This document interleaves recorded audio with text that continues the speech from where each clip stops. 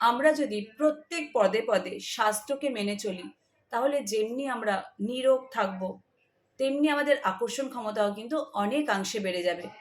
ঐশ্বর্য বাড়বে, সৌন্দর্য বাড়বে, সব কিছু বাড়বে।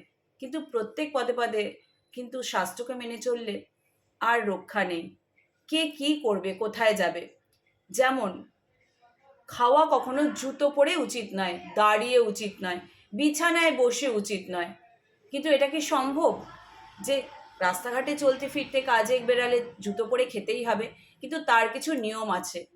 যদি এরকম পরিস্থিতি তোমার সামনে আসে, তাহলে সবসময় কিছুটা খাবার তোমার সেই খাবারের পাত্রে ছেড়ে দেবে। তাহলে সেই দোষ তোমার শাস্ত্রমতে লাগবে না। অবশ্যই ক্রিয়া করবে, দেখবে তোমার সৌন্দর্য এবং আকর্ষণ ক্ষমতা অনেকাংশে বেড়ে গেছে। আর কিছু জিনিস আছে যেটা সম্পূর্ণ খেয়ে নেবে, অন্যের জন্য উচ্ছিষ্টও রাখবে না। যেমন দুধ, মধু, ক্ষীর, ছাতু, সর্বদা নিজেরটা সম্পূর্ণ শেষ করবে, অন্যের জন্য একটুও রাখবে না। যদি তোমার থেকে কেউ একটু ভাগ নেয়, তাহলে সে তোমার ঐশ্বর্য এবং সৌন্দর্য কেড়ে নেবে। জয় মা।